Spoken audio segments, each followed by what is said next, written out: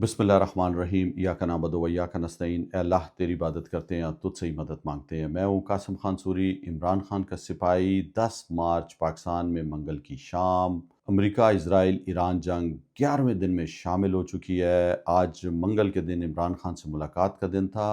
इमरान खान की बहनों को, वकला और कारकुनान को रोक लिया गया।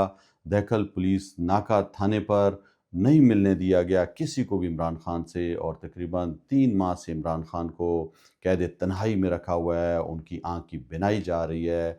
और इमरान खान की बहन उज़्मा खान ने इमरान खान के शफ़ा इंटरनेशनल अस्पताल में इलाज के हवाले से जो दरख्वास्त दायर की हुई थी वो कल लग रही है इस्लामाबाद हाई कोर्ट में।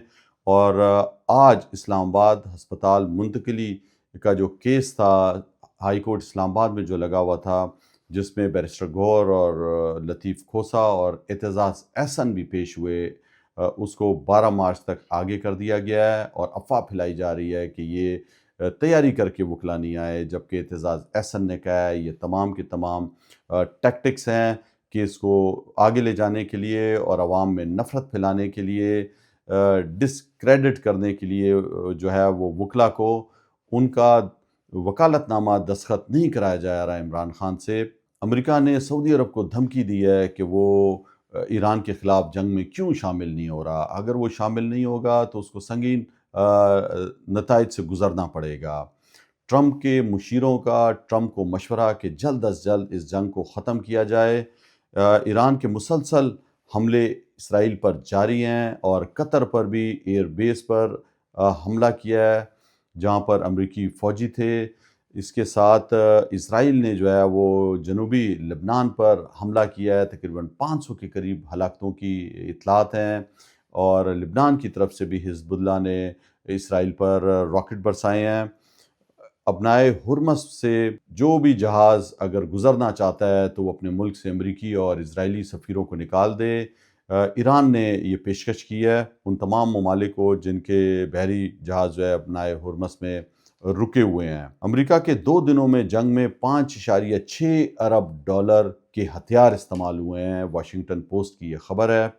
बहुत सी और ख़बरें हैं। सबसे पहले आलमी मंडी में जंग के वजह से जो तेल की कीमतें तेज़ी से बढ़ रही थी, $114 फ़ी बैरल पे पहुंच गई थी डोनाल्ड ट्रंप के इस बयान से कि वो जंग मुकम्मल हो रही है और जंग का ख़ात्मा नज़दीक है। कीमतें तेल की नीचे आई हैं, $88 फ़ी बैरल पे आई हैं। डोनाल्ड ट्रंप ने ये बात रूसी सदर पुतिन से 1 घंटा टेलीफोन करने के बाद ये बात की थी, और जिसकी वजह से जो है वो मार्केट में तेल की कीमतें कुछ दोबारा नीचे आई हैं। पाकिस्तानी हुकूमत है वो तंबी कर रही है कि आर्टिकल 19 का ख्याल रखें तमाम वो लोग जो बैनुल अक़वामी ताल्लुकात के हवाले से ख़बरें फैला रहे हैं, जंग में अपने अपने तबसरे कर रहे हैं, तो उन पर जो है वो आर्टिकल 19 लगाया जा सकता है। तो ये फिर एक दफ़ा धमकी दे रहे हैं। आज़ादी राय को जो है कोई हैसियत ही नहीं है पाकिस्तान में, आप बात ही नहीं कर सकते हैं। पाकिस्तान के साथ जो सऊदी अरब से दिफाई मुआहदा हुआ है उस मुआहदे का किसी को नहीं पता। उस मुआहदे को जो है वो कभी पार्लियामेंट में नहीं लाया गया, अवामी नुमाइंदों को नहीं पता है। ये जाली पार्लियामेंट है, उसके सामने भी पेश नहीं किया गया। तो किसी को क्या पता है मुआहदा किसने किया, किसने इख्तियार दिया आखिर। क्या ये आसिम मुनीर जो है वो उसका सिर्फ ज़ाती मुआहदा है, ये पाकिस्तान के साथ मुआहदा है। अगर पाकिस्तान के साथ है तो फिर पाकिस्तानियों को तो पता चले कि ये मुआहदा कैसा है और इस मुआहदे की क्या शिकें हैं। किसी को कुछ पता नहीं है। लेकिन जो है वो हम एहतराम करते हैं सऊदी अरब का, और सऊदी अरब को जो धमकी दी गई है अभी अमेरिका के जो एक सेनेटर हैं और जो बड़े इसराइल के नज़दीक समझे जाते हैं, लिंडसी ग्राहम, और उन्होंने जो है वो बाकायदा अपने एक बयान में धमकी दी है। और वो बयान जो मैं आपको इनका पढ़ के सुनाता हूँ। अमेरिका के हमलों की वजह से रियाद सऊदी अरब में अमेरिकी सफारतखाना खाली कराया जा रहा है।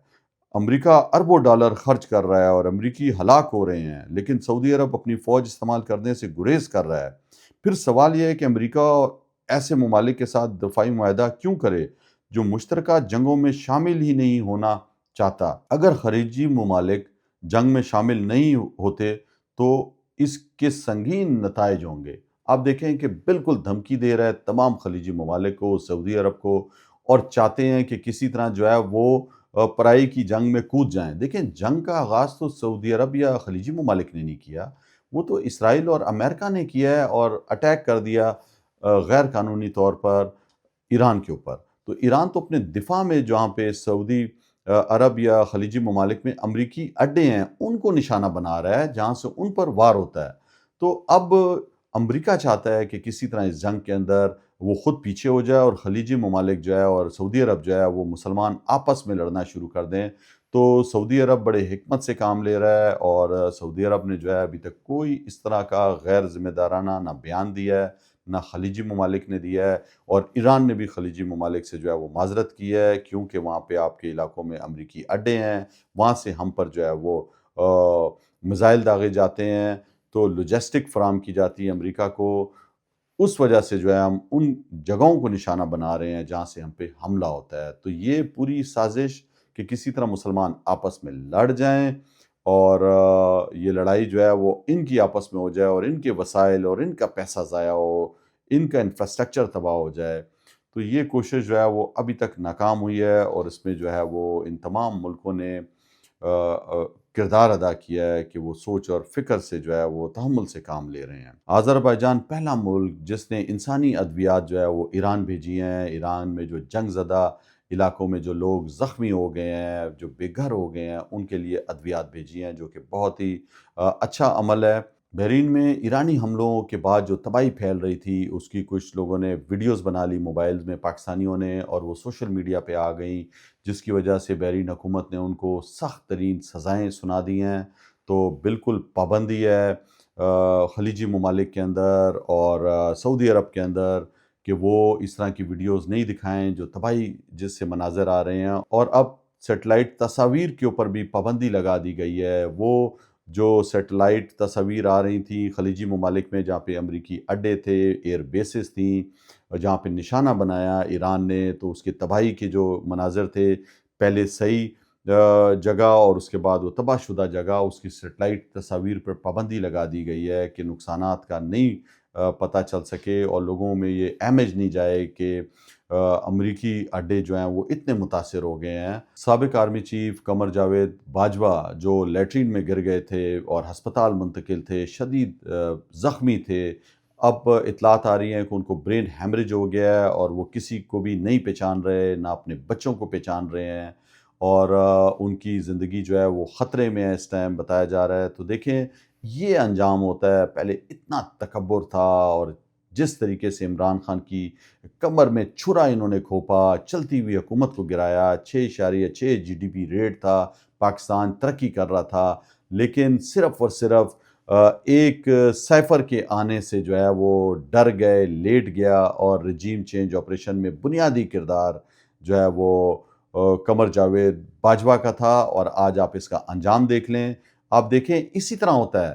اور اسی طرح آج کا یہ جو ظالم عاصم منیر بنا ہوا ہے بزدل، دیکھنا اس کا بھی اسی طرح انجام ہوگا۔ یہ صرف اور صرف کرسی کی طاقت ہے، ان کو آشیواد ہے واشنگٹن سے، جس دن یہ آشیواد ان کے سروں سے چلا گیا، آپ دیکھیں گے کہ یہ جو اس نے جو ہے وہ ڈاکو ڈفروں کا جو ٹولہ بٹھایا ہوا ہے، یہ عاصم منیر خود اور یہ ڈاکو ڈفر جو ہیں، یہ سب کے سب ان کی ہوا نکل جائے گی، اور انہوں نے جو یہ جو جعلی ایک خوف بٹھایا ہوا ہے پاکستان میں تمام اداروں پر، یہ آپ دیکھیں گے کہ اللہ الحق ہے، عمران خان سے یہ ڈرتے ہیں، اس کی آواز سے، اس کی تصویر سے، اس کو جو ہے ناحق جھوٹے مقدمات میں جیل میں بند کیا ہوا ہے۔ انشاءاللہ آپ دیکھیں گے کہ جب عمران خان باہر آئے گا تو یہ بزدلوں کا ٹولہ، یہ جو گیدڑوں کا ٹولہ ہے، جو عمران خان کہتا ہے کہ یہ گیدڑ ہیں اور ان کا سردار بھی گیدڑ ہے، یہ سارے کے سارے مجھ سے ڈرتے ہیں۔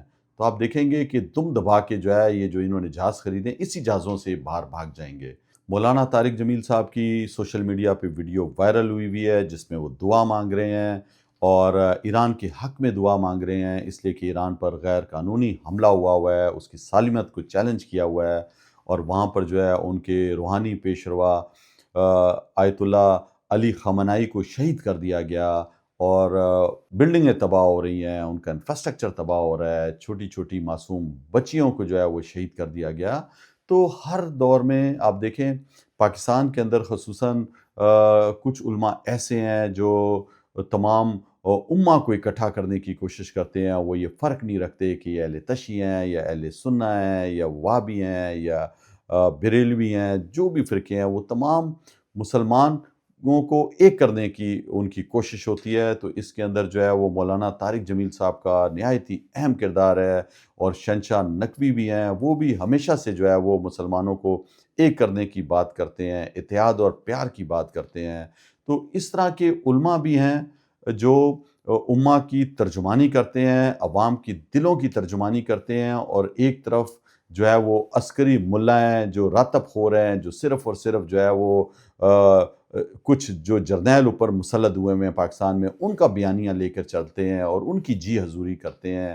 نہ ان کو جو ہے وہ مذہب کو رنگ دے کر اس کو استعمال کرتے ہیں، لوگوں کو بیوقوف بناتے ہیں اور نفرتیں پھیلاتے ہیں آپس کے اندر.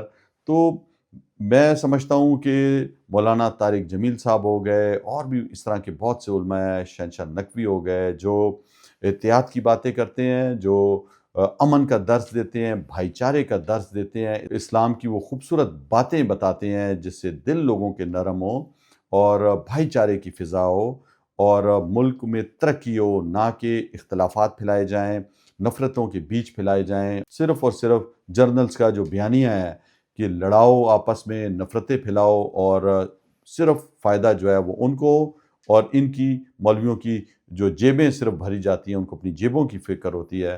تو ایسے مولویوں سے بھی اللہ تعالیٰ بچائے ہم سب کو.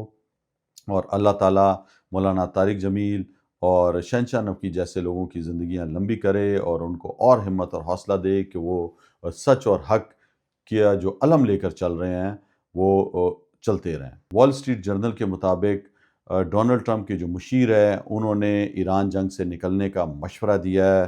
انہوں نے تجویز دی ہے کہ تیل کی قیمتیں تیزی سے بڑھ رہی ہیں اور اس جنگ کو فوری طور پر روکا جائے، فتح کا اعلان کیا جائے، طریقہ کار نکالا جائے کہ وہ اس جنگ کے نقصانات سے بچ سکیں. اور ریپبلکن پارٹی جو ہے وہ جو مڈ ٹرم انتخابات آ رہے ہیں اس میں اس کو شدید نقصان پہنچ سکتا ہے اس جنگ سے. تو اس جنگ سے فوری طور پر نکلا جائے، نقصانات کو کم کیا جائے.